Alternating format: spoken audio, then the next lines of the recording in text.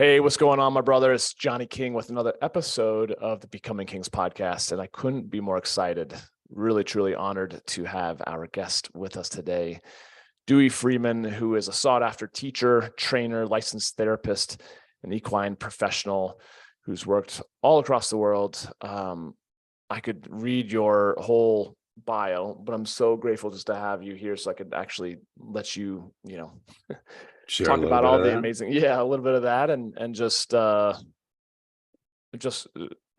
would say before we kind of even do that, I know for the men that have listened to this podcast for a while, for the men who've bought my book, we all have various things that shape us into who we are today, but the men who are listening oftentimes aren't happy necessarily with the trajectory that they've been on, and they want to become better, which is great, which is awesome. And same with me. And a lot of times pain has pushed them towards that.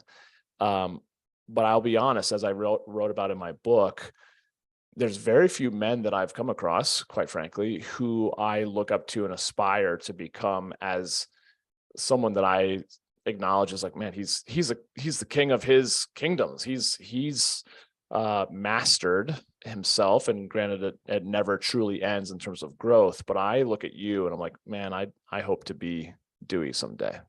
Well, I'm incredibly honored. Truly, and I'm being honest and genuine that I do feel like know you're you well enough to know that you are being honest. Absolutely. Yeah, you're living it, and then really kind of at that place in your life where you're just pouring back into men, and you've had an immense impact on me just since we've really met just about a year ago, I guess. Yeah, in it was Austin. almost a year ago. Yeah, Boy, pretty close to.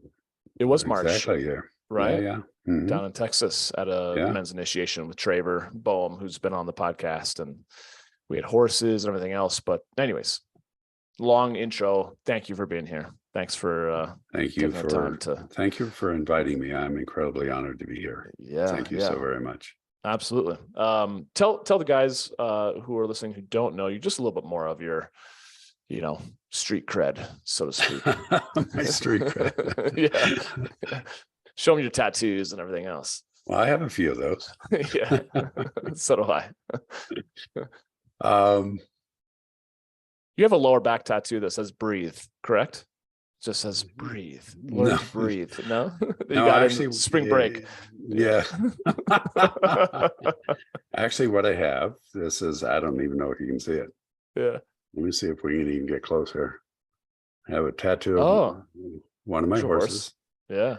And a banner on it that says, "Carry me on my journey." And this is one of my, and actually, you can just see up here a little bit that picture of this horse that's up there. Yeah. As the king of my horses. He's no longer alive. He left us in 2015. And actually that was a major shift in my life.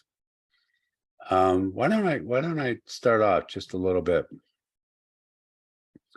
to give some background.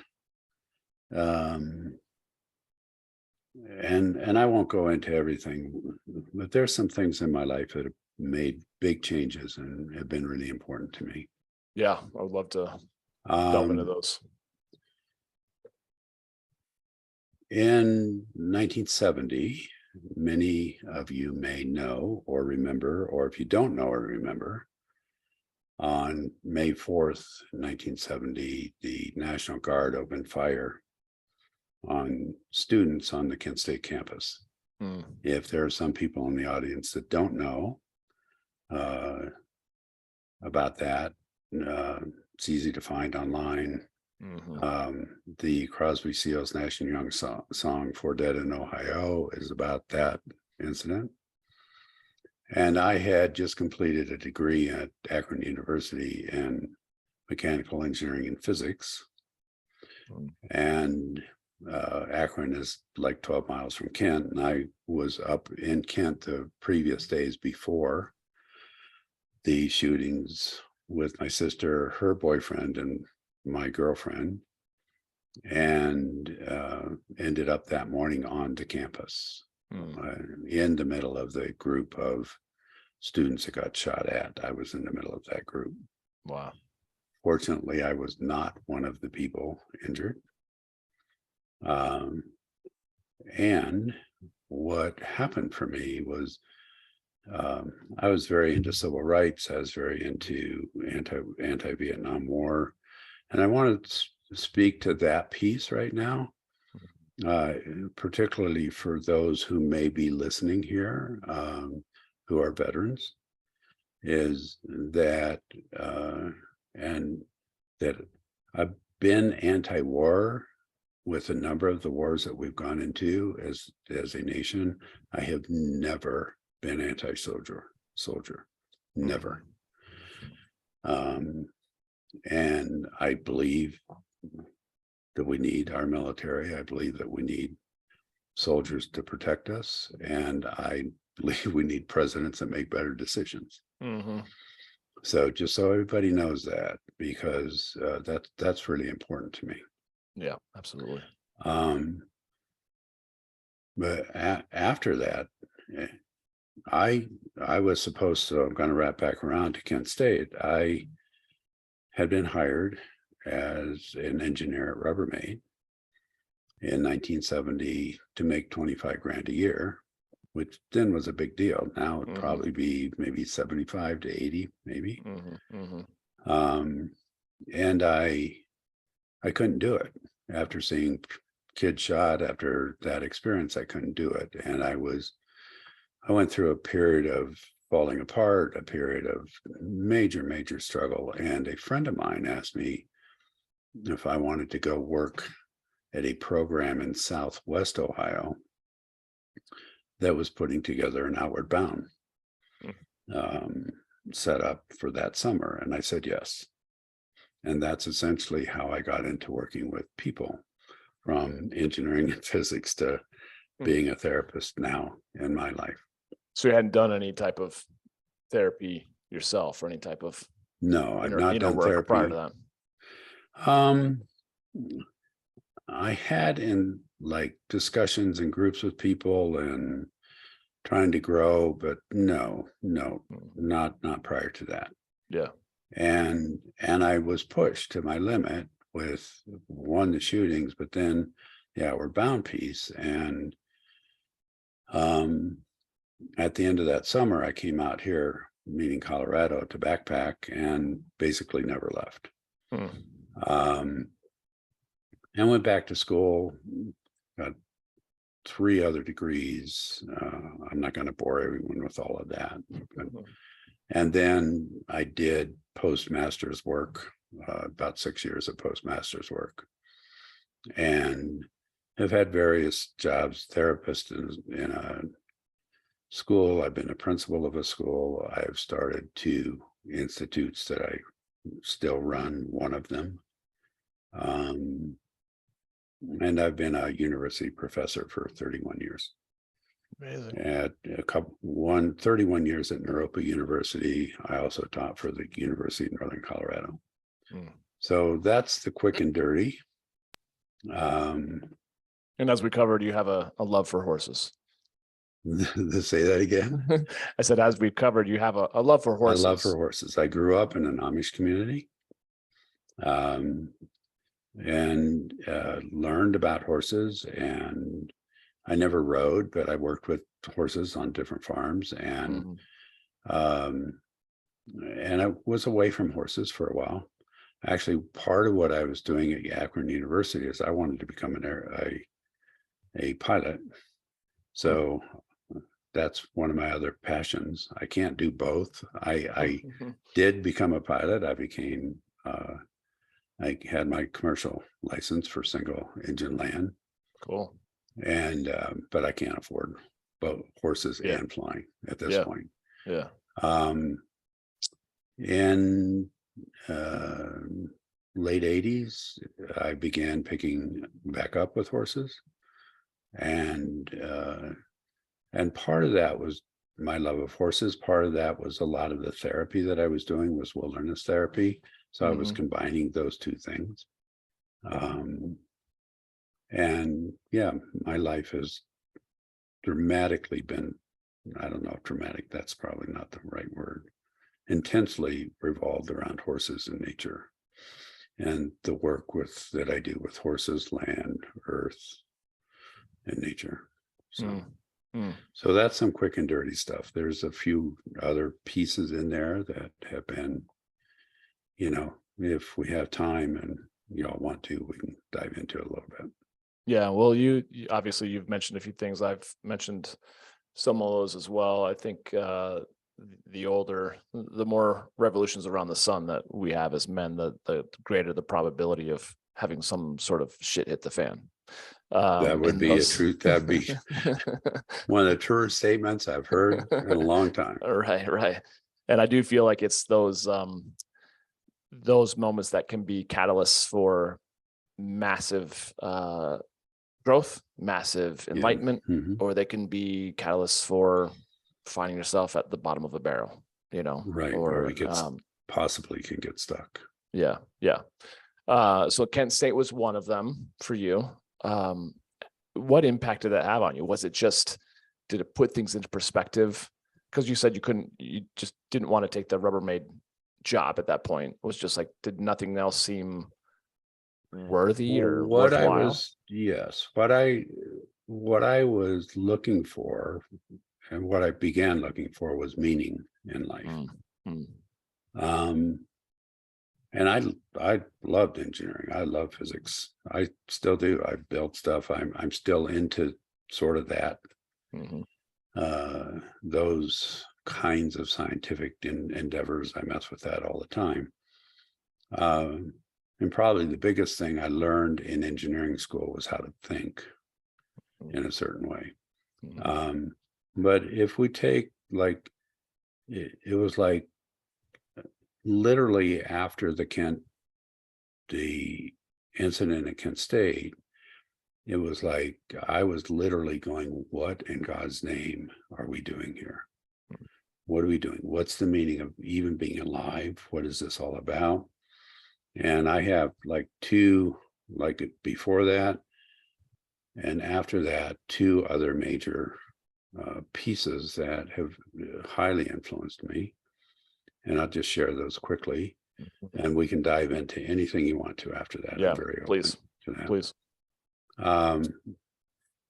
At my birth, when my mother was pregnant with me, she was diagnosed with tuberculosis. And I was whisked away, and didn't live with her. She saw me through glass panes.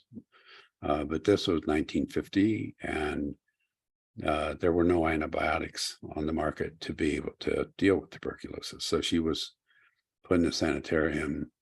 I didn't live with her. Thankfully, she recovered. I didn't live with her until I was close to 18 months old. That was the whole piece now one of the things that people know me for is my model of working with attachment and development, and that is really the core of that's where that came from. And after the piece of Kent State, it was like, what's the value of life? Who do we attach to? So those two things got wrapped up together. And so I started, that's when I actually went into therapy and started my own work. And I was an incredibly angry man. On one level, I was super kind and caring, and on another level, I just had rage inside me. Thankfully, I did not harm anybody with that. Luckily, I didn't. But those are two huge pieces. On the other end of that, in my 30s, I actually lost two children, one in childbirth. And then my wife and I at the time tried to adopt, and that little girl was born with no brain development. And so there was a whole piece around adoption and that whole piece. So in that loss, it was really, those are my birth, Kent State, and those pieces around losing children are, those are probably the three biggest pieces that I would say have really, for lack of better words, both forced and invited me to look at my life and what I'm doing. Yeah, two sides of the same coin. Yeah, two sides of the same coin. Right. And what was interesting, just to put this piece in, because when after the loss of children, I ended up getting divorced. It just wrecked our marriage. And I had not spoken to, her name is Robin. I've not spoken to her probably for 35 years until I ran into her on a horse about 6 months ago. She was Wow. riding. Wow. And it was like, oh my God. So, and it's been quite lovely. I mean, I don't know that we're going to become good friends and go hang out all the time, but it certainly is kind, caring, and respectful. And it was very nice to be able to come all the way back around and sort of have that circle closed. Yeah, I mean, when you have like soul ties like that, with shared human experiences of such tragedy, it's hard to not feel connected with them. Whether Totally. you ever got to speak to her again, you're still kind of connected to her. You know, totally. to those And kids. And I mean, she's a lovely woman. She's very kind. And so that's been and it was a chance meeting. There's no way in God's name that I would have guessed that was going to happen. That's crazy. That's crazy. Those things are, I think, such kind of beautiful divine coincidences that there's just like, what? Yeah, what? Yeah, how did that? But okay, that's it's humbling and yet beautiful to your point. Well, So, and the crazy ass part about it was we were both riding. The institute that I run is called the Gestalt Equine Institute of the Rockies, and we teach out of a ranch in Littleton called Happy Dog Ranch. And I was riding in the arena there. you weren't on your pony, were you? Yeah, I was on my I just figured that's you on your little pony, but yeah. Well, the guy I was on, he's a big pony, so yeah. And actually, if you ever want it, if when we're done talking here, I can send you a picture that you want to connect to the podcast. So that'd be great. I'd love you I would absolutely love that. Anyway, there was another person in the arena getting a lesson, and the instructor is a very good friend of mine. And at one point we were sort of at the same end of the arena, and the instructor said, she introduced us like could have been anybody. Yeah. And it was like, I looked at Robin and said, oh my God. And she had a helmet on. I actually had a helmet on that day too, and sunglasses. It was like, are you Robin so-and-so? And she said, yes. And it was like, oh my God. Because it was probably 34 or 5 years, something like that. That's crazy. I know. Wow. So that's amazing. Well, circling back to what you mentioned with your first kind of just your first point of that story is, what did you feel like as you started jumping into doing your work, some of the things that you realized that you missed out on, perhaps, or maybe you didn't miss out on, but you ended up getting from someone else in those first couple of years of the developmental stages that just connecting the dots that you missed when not having to have that like physical contact, the emotional contact with your birth mother for 2 years or a year and a half. Yeah, that was gigantic.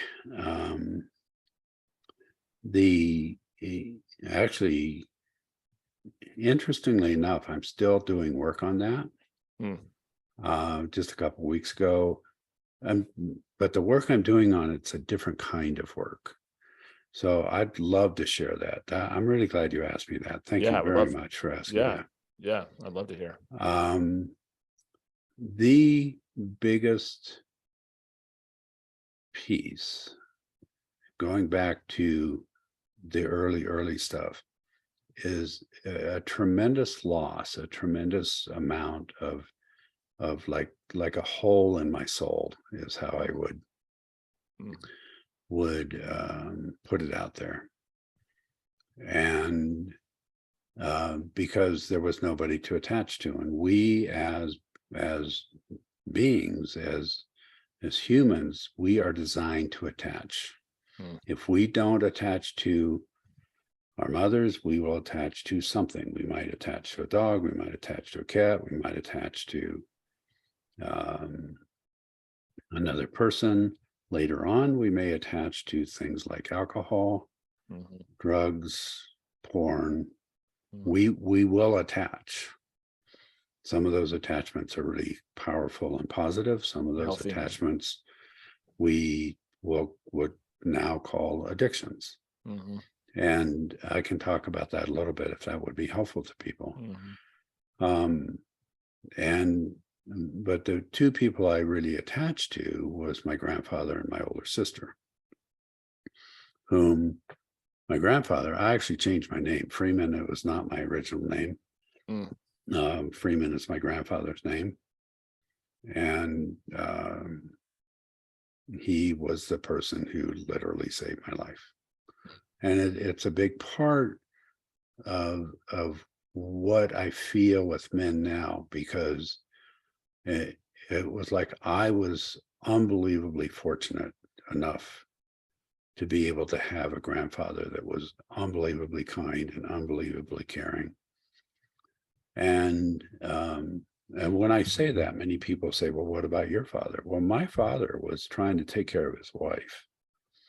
My father was he was driving long distance truck, and he was a machinist, and he was trying to take care of my older sister and take care of his wife. And it's like he could not do that. It wasn't that he was an asshole. It was like he was, if you could imagine the person that you just dearly love is dying, and you have a son who you don't know is going to make it. I mean, that's a big deal. So, so it's important to me to say that, because I don't want my father to be dissed here, because that's not a fair thing. Yeah. It's just that my grandfather was there.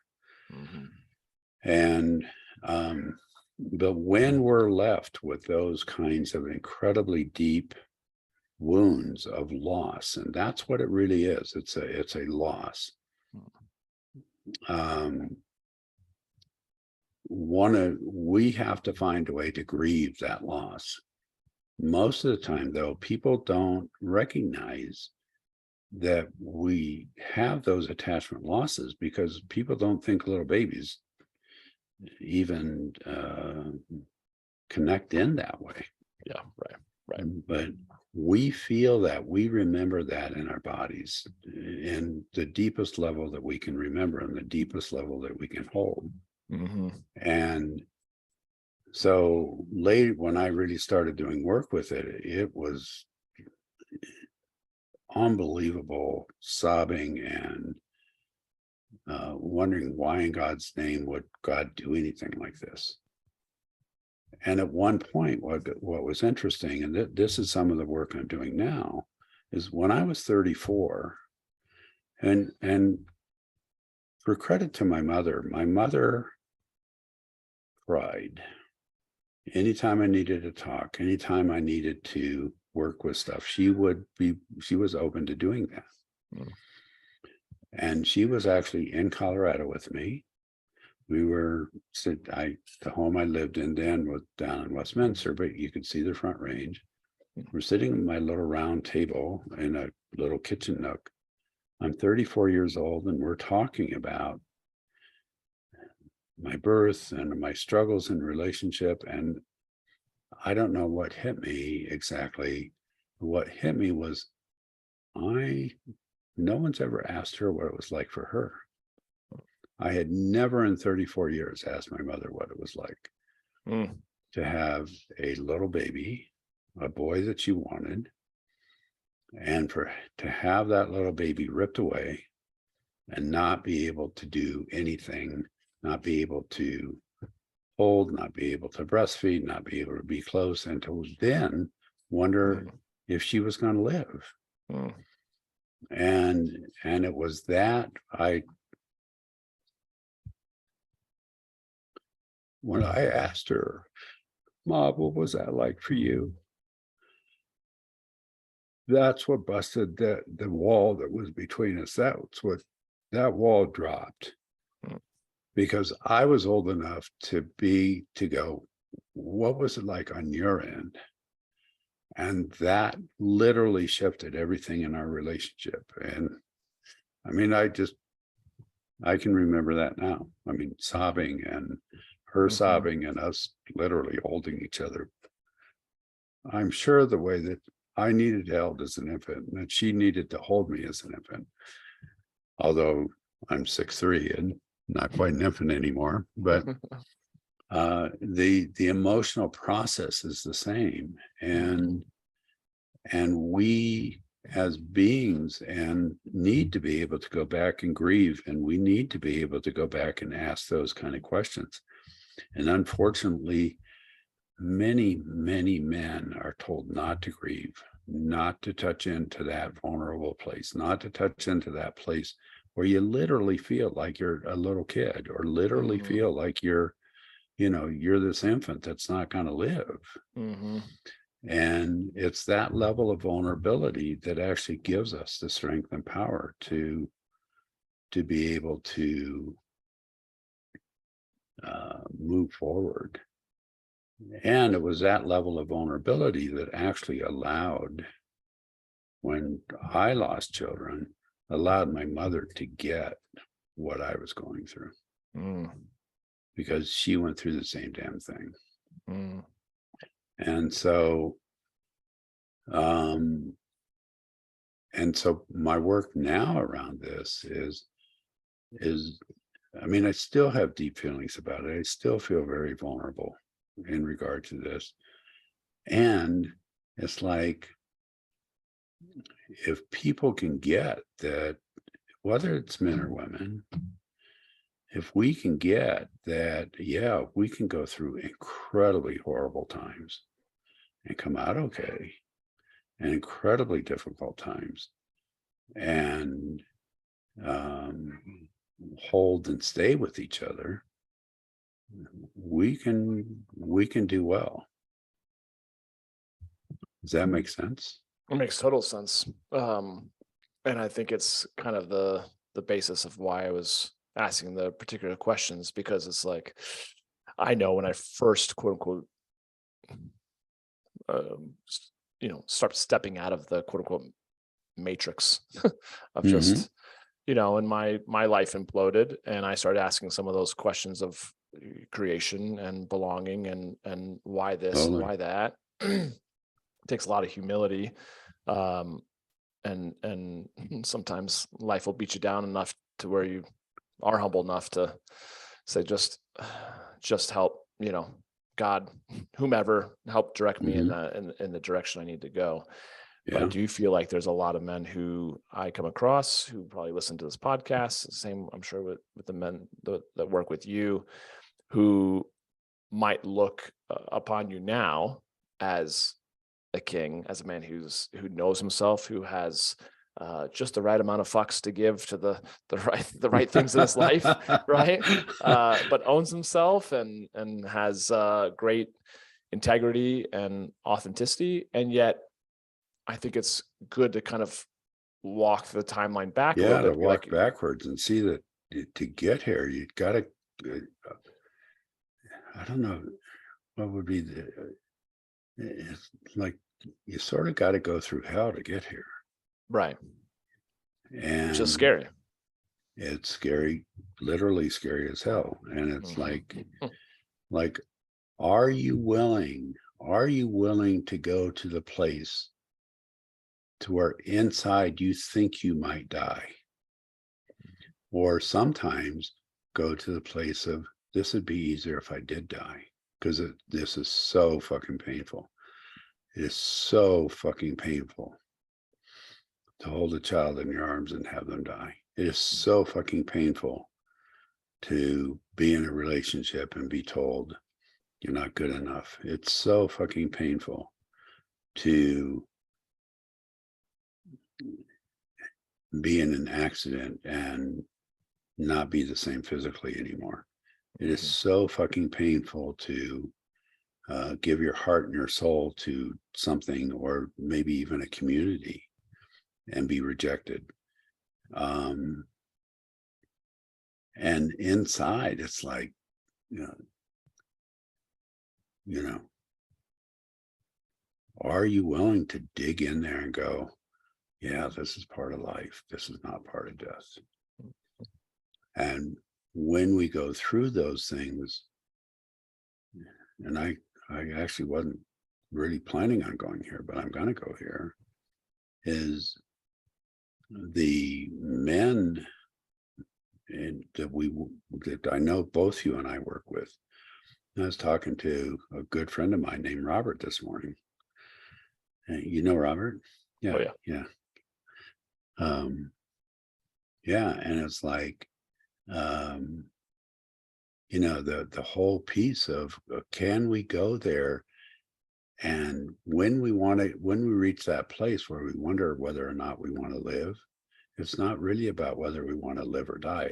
It's really about, we need to get out of the pain that we're in. That's what we're really going for. To be able to get out of the pain, the way that we are designed to be able to move out of pain is through relationship. It's through relationship. And that sounds crazy as hell, because if we've just had somebody die, or if we're in love with someone and we find out that they've been cheating, or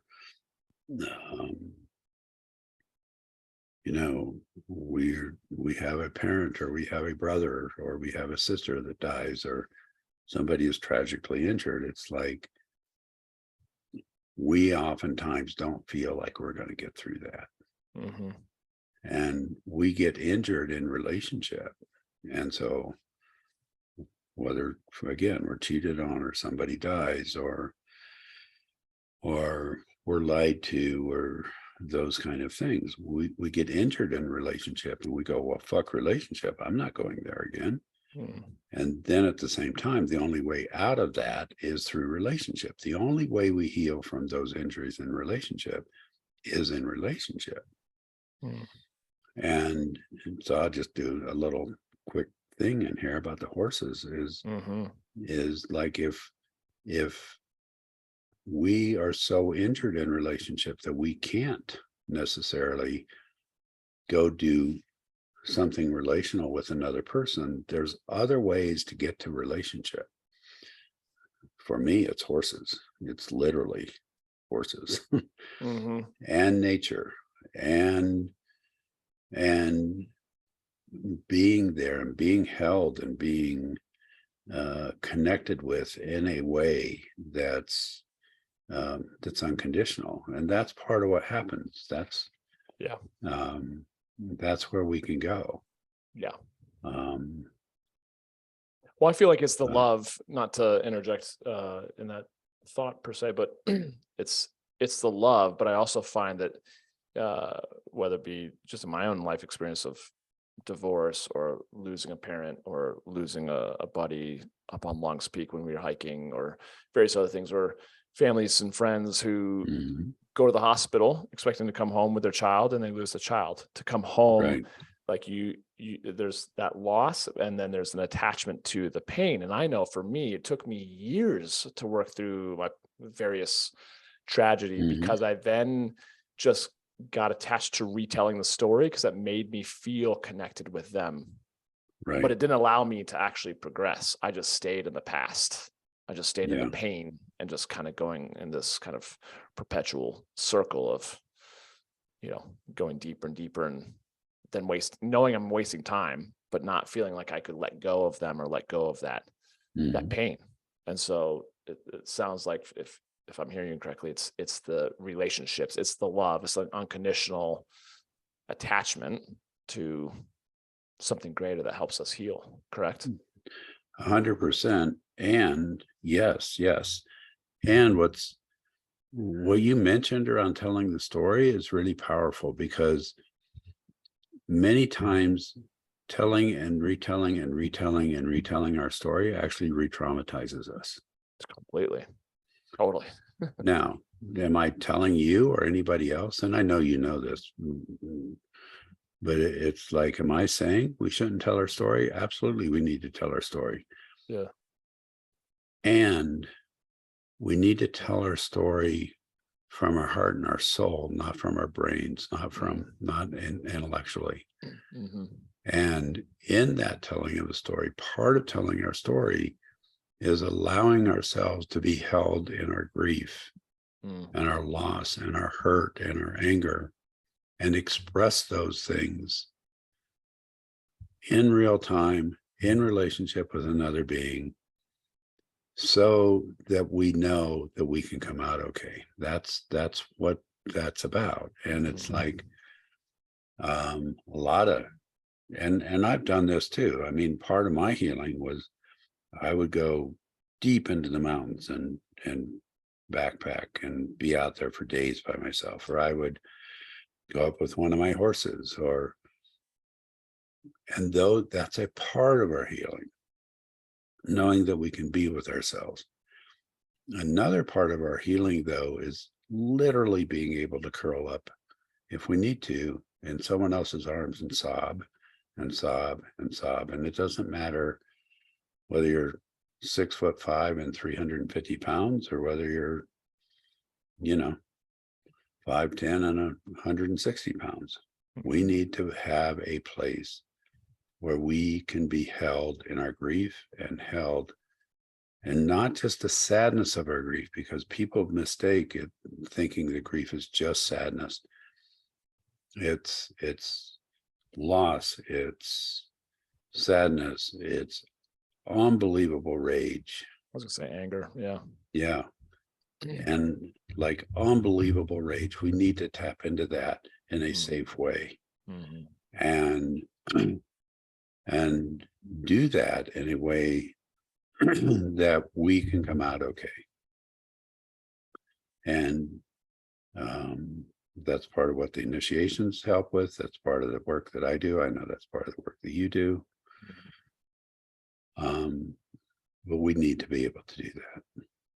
Do you mind stepping into that a little bit more? I know I've heard you talk about it plenty of times, but for those that maybe haven't heard it, how would you go about making contact and creating intimacy with family, friends, communities, aka going after healing? Get a little more specific. You mean, Like, if I need to do that, where do I go, or how do I no, how would create you that for somebody else? how would you create that for someone else, or how would someone else take ownership of that? Who knows? Okay, what you're saying resonates to me. I know I need to heal this, and he's saying it to do it through connecting, through intimacy, through relationship. How would I actually? What does that actually tangibly look like for someone who might be like, okay, this sounds good, Dewey, but like, how do I actually apply that? Yeah. It's like, okay, life? I'm sitting in my condo right now. Yeah, listening to this, and and I like, where the fuck do I go? This is stirring me, but like, what do I actually do? Right.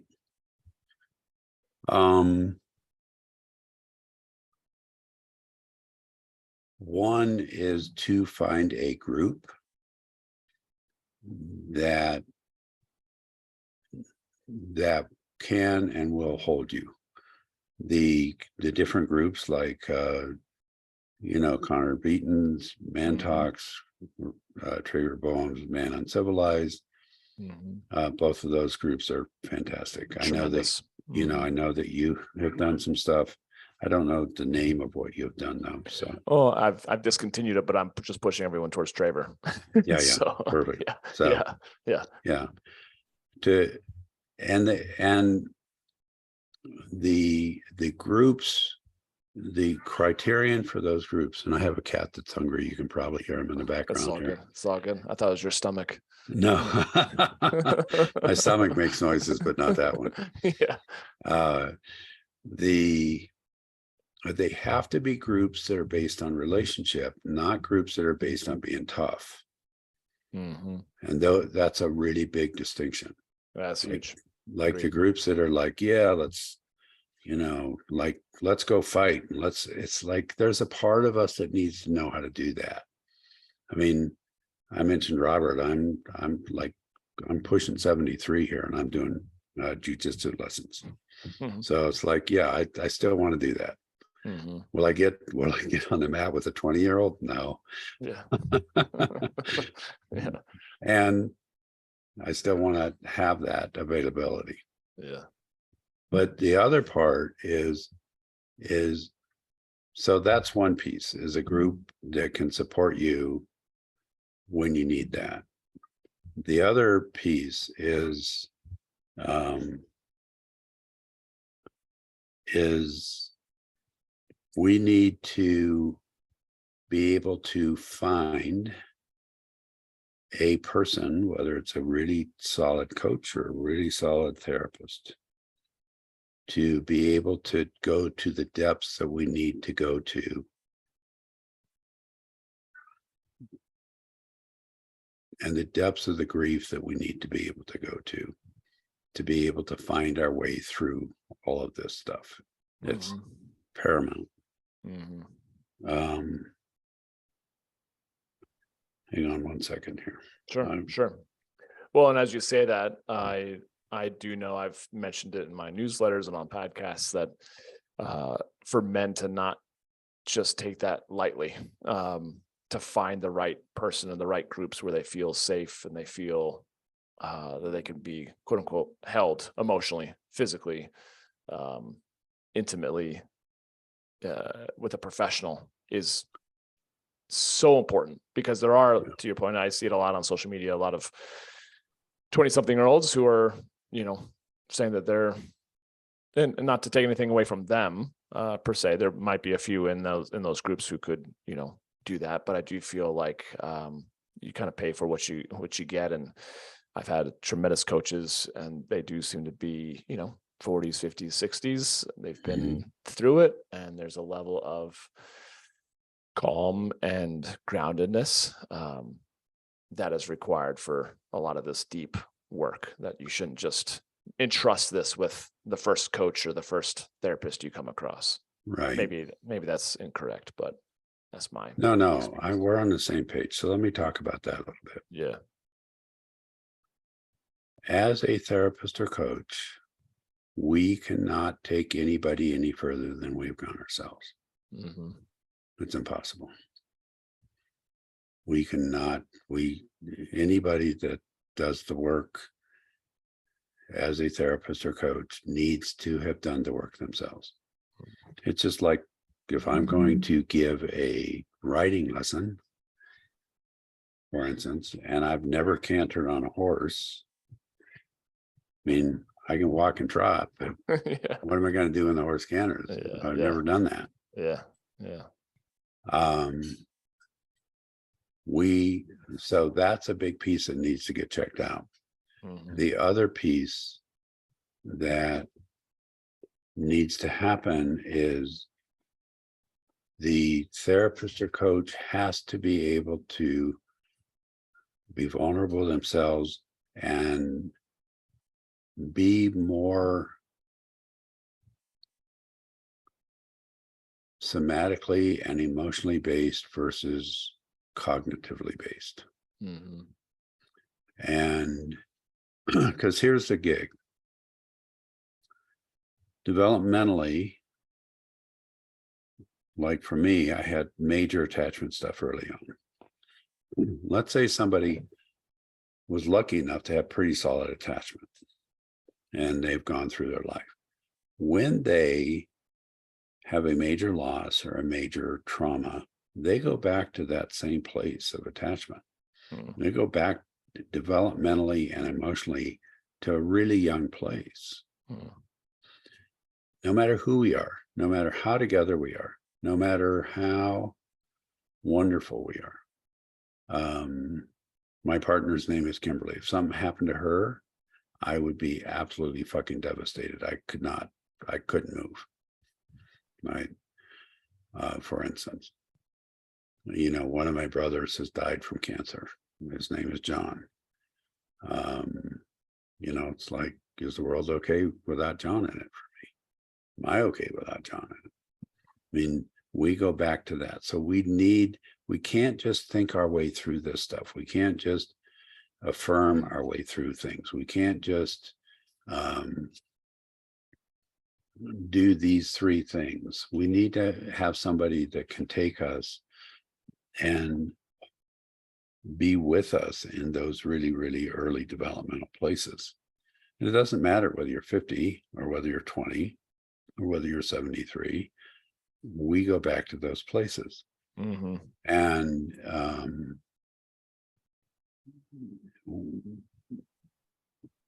we need somebody that has gone back to those kind of places. So the question is so if we can have a group, say of men that we can go to, and those men can go, yeah, I get it. We want to be seen, we want to be heard, and we want to be gotten. If we can be with a group of people that go, I see you, I hear you, I get you, that offers us the foundation to get through day to day. And then we need to go back and find somebody to work with that's able to walk us through what we need to be walked through, as far as grief, as far as our rage, as far as the messages that we've gotten that don't serve us, as far as learning how to do relationship. Mm-hmm. Does that make sense? It does make sense. It makes me think of the next question would be like, are those the three necessary ingredients to create intimacy, whether it's romantic, platonic, with a horse, just to be heard, seen, gotten? Yeah, actually, I would say 5. Okay. So, but you're good here. You're on the right track. Mm-hmm. And it's like, I want to be seen, I want to be heard, and I want to be gotten. That's my cat's wanting this too.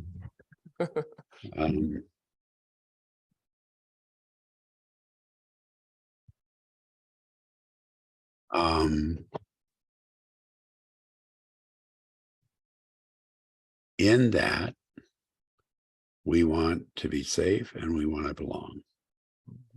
That's what we want. So we want to know where we belong. We want to know if we're safe. And in that container, we want to be seen, heard, and gotten. If we can get those 5 pieces, we'll do pretty well. That makes sense. It does make sense. I'm making notes. I actually do have that written on my whiteboard in my bedroom. Just which along part? the lines of just the safe and the belonging. I think about like, what am I personally really looking for in a romantic relationship? And it is all of those things. I want to be seen. I want to be heard. I want to be understood. Yeah. I want to feel safe, and I want to belong. I want to feel like there's, and to feel like someone sees me, experiences me, feels me, and vice versa. Especially in an intimate relationship, I think there's a few things that are more beautiful than that in many regards. But I also realize that my childhood woundedness is the lack of some of those things with my parents. And I love my parents, but they were, to your point earlier with your dad, like my parents just didn't have the bandwidth with 5 kids and all the craziness and the lack of tools and everything else. So so let me bring this back around a little bit, and I'm loving what you're saying here, is when we've been, and this is going back a little bit in our conversation, when we've gone through really hard times, when we've had trauma, et cetera, we often feel like we're prey. We feel like the world's coming after our asses. And that's another reason I work with horses. Horses are actually prey animals. The way they're safe is to be in relationship. The biggest thing that horses want in the beginning is, am I safe and where do I belong? In other words, are you going to interact with me without being a predator? And are you going to tell me where you want me to be? That'll be good.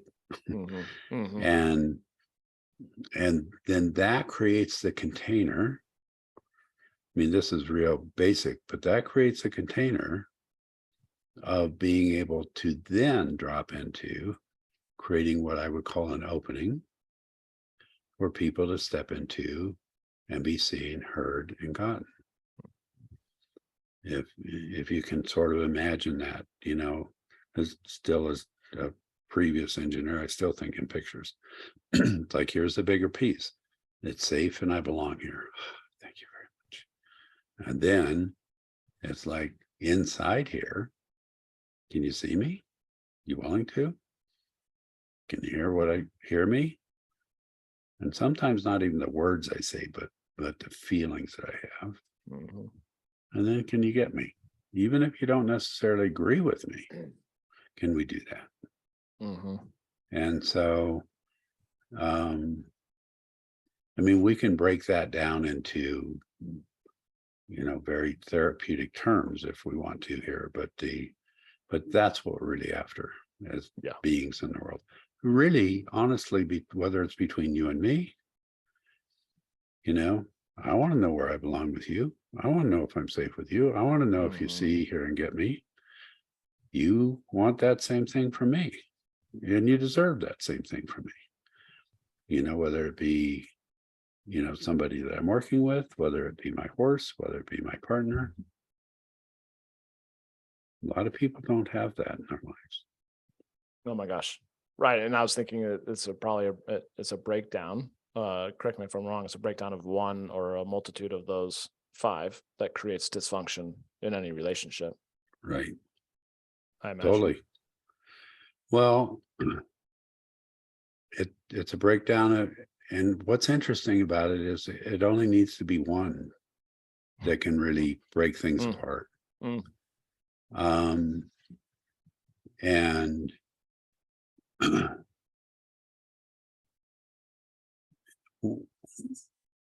in a relationship, it's really important to get, and this is part of getting your partner or your friend, to get that sometimes they don't have the skills to do what you want them to do. Yeah, totally. Because they've had a hard life too. And they've gone through shit too. And what's really interesting about it, and this is one of the pieces when I would teach, and I'm not teaching at the university anymore. I've been trying to retire and it's not going so well. It's a true statement. But even therapists get taught, it's like, well, ask for what, help your clients ask for what they need. And it's like, there is that level, we need to do that. But there's also the level of like, what do you need? And that's what shifted when I tell the story about my mother and asking her, what was it like for you? Now, could I have done that as a 5-year-old? No. And that's not how it goes. But it's like, what's it like for you in your relationship? What do you need to be seen? Because I could, and purely hypothetical, I could say, well, Johnny, you don't see me. You don't get me. That's not going to help us. But I could say, I get you and I see you.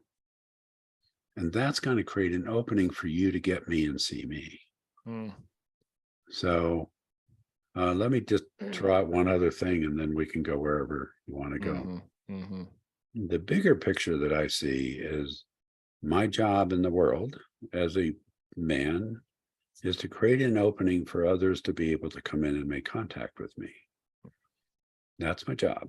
That's what I do. But it's not a job, it's a lifestyle. I do that with whomever I'm with because that's what life is for me. And I need to be available for contact. When I do that, what happens is that people create openings for me to step into and are available for contact with me. And so that's maybe an underlying foundation of some of those other things too. Mm-hmm. Mm. I think in terms of certainly pictures as well, but also like analogies or metaphors. I was just thinking about it in terms of, a three-legged stool of being gotten and seen and heard, but then the thing on which you sit on allows you to feel safe, Totally. and then you get to bring the chair up to the table and you belong. So it's like without, Oh, that's great. I really like that. Yeah, that's cool. without those, without one of those, like you said, it's not a safe Yeah, stool you're to be always, sitting on. yeah, you're always trying to Find your balance. Yeah, equilibrium. Mhm. Yeah. But and I do also think about it, a lot of the stuff we think about it. I'm sure guys that are listening to this are having their wheels turn as well. Think about, hating my father until he came out of the closet. And in that moment, create an opening when he was finally vulnerable, deeply vulnerable for the first time. And I felt like I had seen him and we were connecting. And I didn't do it. I guess I did it intuitively, which is like, you're safe. I see you. I get you. And I Yeah, don't care who you sleep with.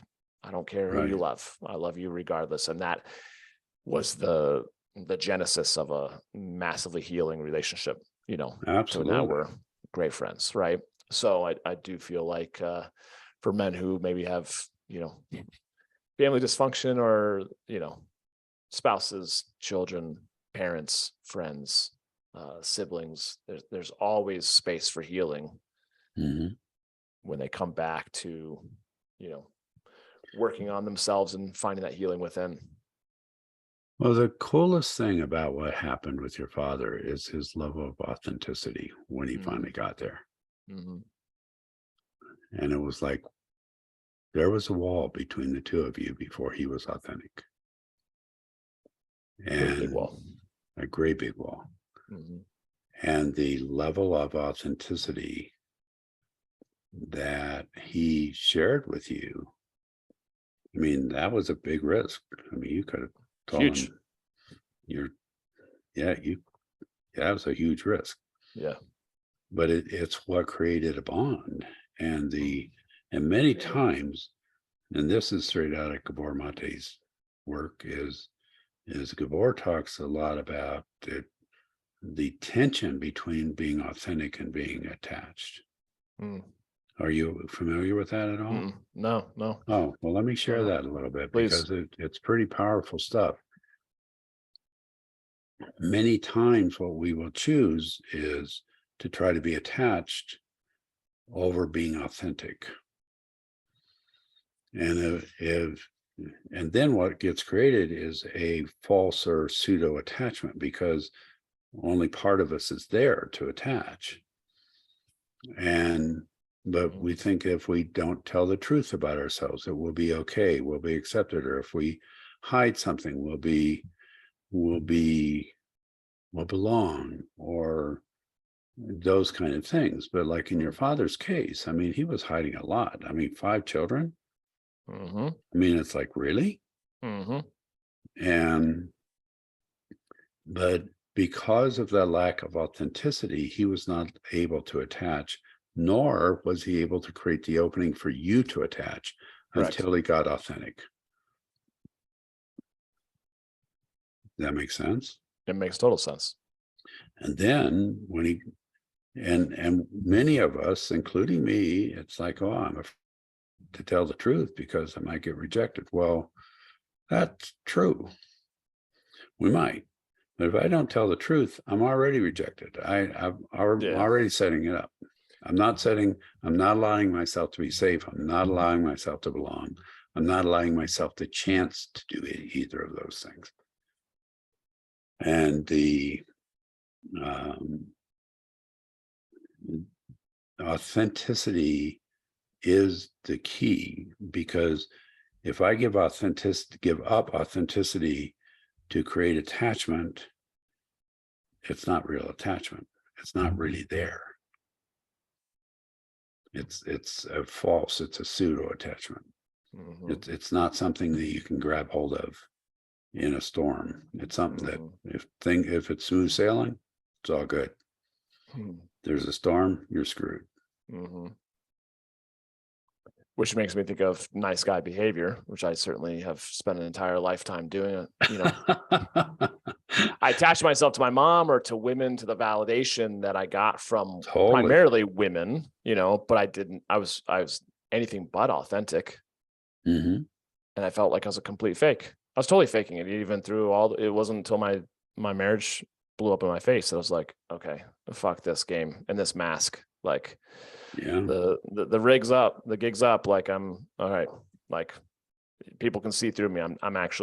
I failed now. So from here, who do I actually want to become? And that was kind Right. of the Right. Well, and just what you just said, you can't be seen, heard, or gotten if you're fake, Mhm. because it's like what someone got to grab hold of. Yeah. Yeah. It's like, No wonder. Yeah. yeah, No wonder then men who are listening to this might feel like, I hope this is as aha to them as this for me. It's like, no wonder then you feel like everything looks good on paper, you and yet bet. I feel no sense of intimacy or connection, relationship genuinely with maybe anyone or with Yeah. themselves. They don't even know who Yeah. they are, right? Hmm. And what you just said, Johnny, is so important because it's like that's the other piece is, are you willing to see, hear, and get yourself? Are you willing to actually look at yourself and go, yeah, I see who I am? Are you willing to look at yourself and go, yeah, I just said that shit? Is that really what I want to be saying? Yeah. Am I really hearing myself here? Yeah. Yeah. And then are you willing to look at yourself and actually, do you get yourself? Do you get that you struggle? Do you get that you just lied 3 days ago to your best friend because you didn't want to tell the truth because you needed to cancel a meeting? Do you get that you lied to the woman that you're with, that you know that yes, you were scrolling through and looking at women on Instagram? Mhm. Do you get that 2 weeks ago when she turned you down for sex, that you were incredibly hurt because what you're really asking for was just to be touched, touching, being, having your back rubbed would have been wonderful, but you didn't even know how to ask for it. Do you get that? You know, do are you willing to see, hear, and get yourself as well as the other?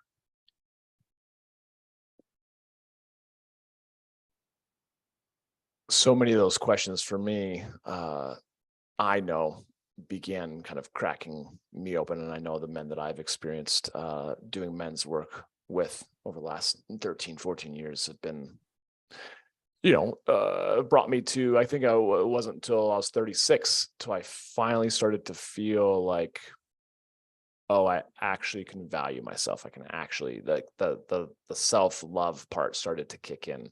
You're Hmm. like, okay, yeah, I have my scars. I've certainly made mistakes and everything else, but I'm starting to see the value, because I noticed too that everyone else seemed to value me but me.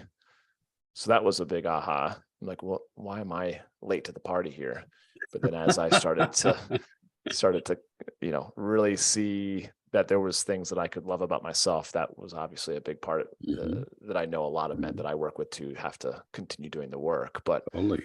um, we talked before we started recording about a bunch of things that you're doing in helping men and women and couples and various other things. You have your mastermind, you've got the initiation. What are some of the things that people could connect with you on, whether it be men coming to initiation that we were talking about in a couple of weeks, or throughout this year, or your art of instinct and intuition mastermind? Just, if you don't mind, share some of the things that you're putting out there in support of Got it. people's healing. Yeah. Thank you for asking me that. Yeah. Um, Yeah, the initiations with Man Uncivilized and Traver, they're dynamite, they're So good. life-changing. And their deep dives, they're also fun. Hmm. And just, So fun. yeah, just Yeah. so people get that. Yeah. There's a lot of laughter. There's a lot of playing. There's a lot of like, yeah, learning about yourself too. Yeah. Yeah. So that's one piece. The other piece, it's like a mastermind masterclass. It's for experienced coaches and therapists. This particular one is full. Kimberly and I were looking at dates for another one coming up. Cool. I also teach a class on, do you know who Wilhelm Reich is? Have you ever heard of him? No. He's a dude in Reich, Freud, Maslow, Pearls, guy named Abrams, sort of all those dudes that were, we look back and go, oh wow, they sort of started this whole Founding psychotherapy. fathers. Yeah. Yeah. Reich was the first person who worked from a somatic perspective. And he has different, what he calls characterological body structures that he put together. That I did 4 years of training in Reichian body and breath work as part of my postmaster's work. And I integrate his work with my developmental model for coaches and therapists, putting that together because it's really powerful. I've done numbers of classes with that. I'm putting together another one. It's a 2-day class. It's fascinating around,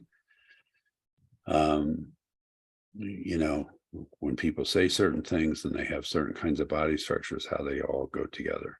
And all that, the body structure stuff and the developmental stuff is based on what our experiences are in life and how to work through those experiences. They're not judgmental, just so everybody knows that.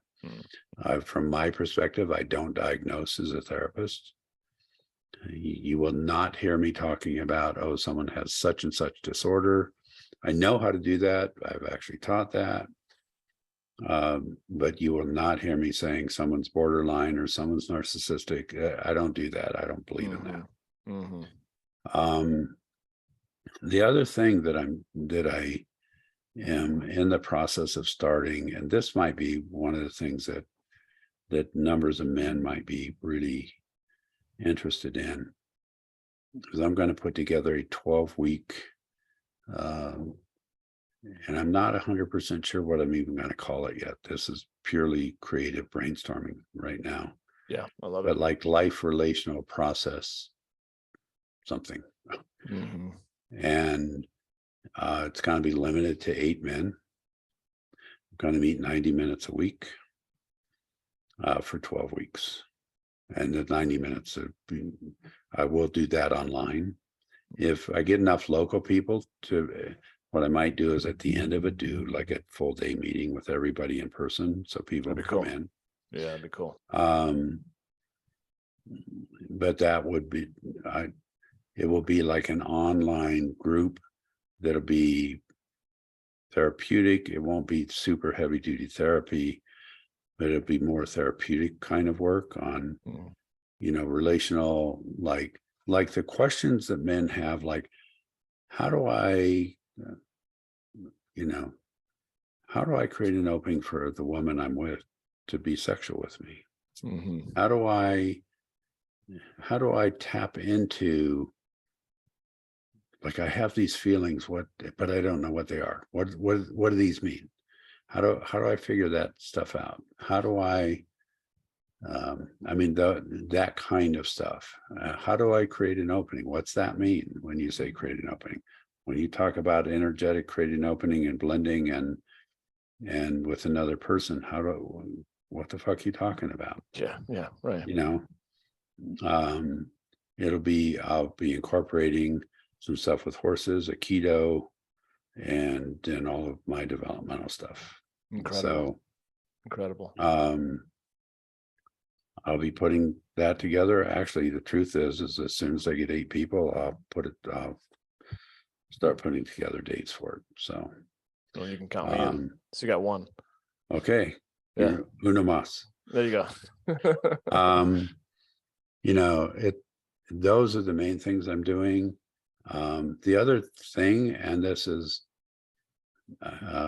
Kimberly, who's my partner, like we work together.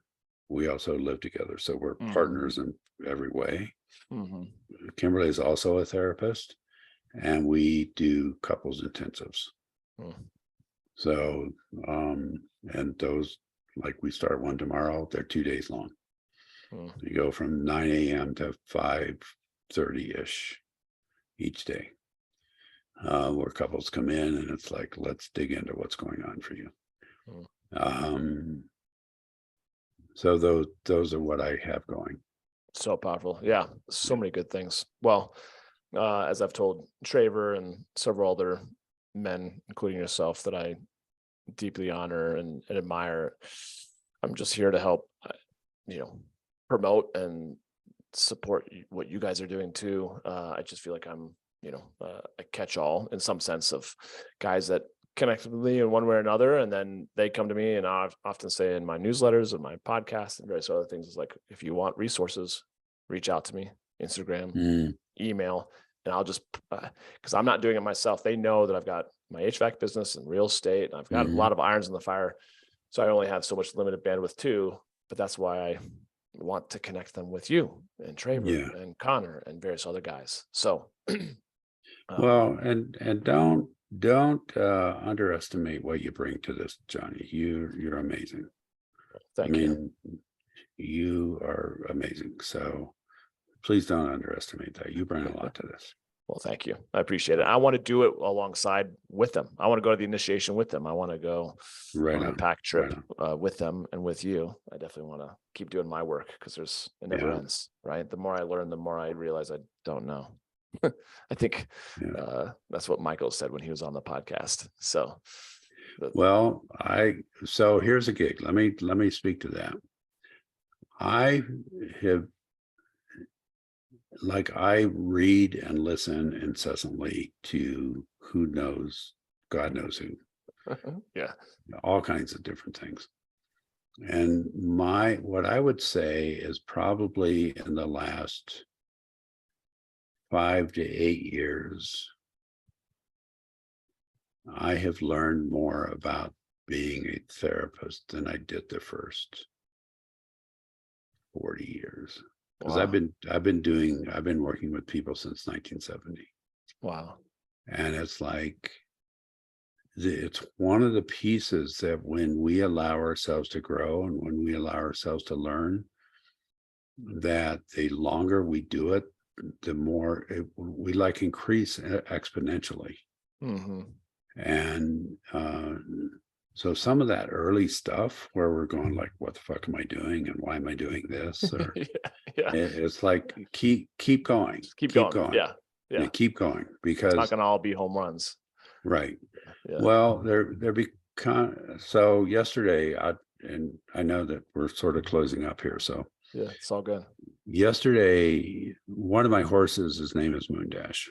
He's, for those in the audience who know about horses, he's a racing quarter horse. He's 16.2 hands high.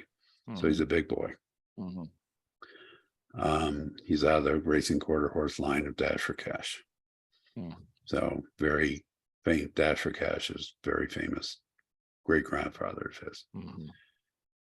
The stuff that, and I haven't gotten to ride too much because the weather's been horrible, but I rode both yesterday and the day before.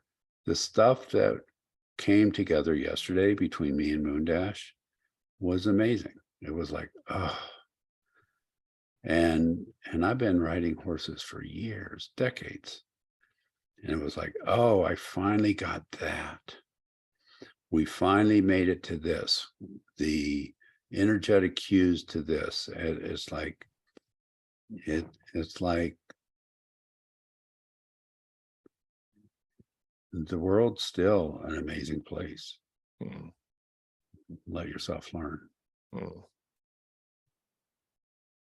I love that. I love that. Well, Dewey, knowing that we could talk for hours, I'll have you on another time for sure. I'd be honored. Yeah, it's an honor to have you on. And again, as I, come around full circle, even knowing what you've, the tip of the iceberg of the experiences that you had, the commitment and the relentlessness that you've expressed in pursuing your own healing and then turning that in, like turning your mess into your message, as they say. Mm, You know, the beautiful part that I love about just being around you, and I sense it obviously just even in talking and seeing you on Zoom, that I want guys to aim for, is to be the type of man who can just shift a room energetically without saying anything. mm. And you do that, Well, thank you. and Traver and Michael Gay, that's what I'm aspiring to do. I feel like I'm on that way in that trajectory Definitely. as well. But I think that's more of what this world needs for all of us to feel safer and to belong. Absolutely. To be Absolutely. around safe men who are dangerous, but keep themselves under control. Right. You bet. Right. You bet. So thank you for just letting your light shine and for sharing everything that you have over this last hour and a half. I'm just so grateful that our paths have crossed and that we'll continue to do everything we can to support each other, of course. And I'm just looking forward to riding some horses with you. That's a deal. Thank you, Yeah. sir. That's a deal. Awesome. Well, I'll put in the show notes, I'll put in my newsletter. Obviously, when you get your stuff formalized, whether it be that 12-week course, anything, like I'm happy to, of course, put it into my newsletters and just share it with my growing email of men who are listening and buying my books and everything else. So Sounds fantastic. absolutely. Thank you so much. Absolutely. Well, thank you, Dewey. Guys, give Dewey a follow on Instagram. You can find him online. I'll put all of those links in the show notes. And until the next episode of the Becoming Kings, thanks for joining us. We'll catch up with you soon. Cheers. Cheers.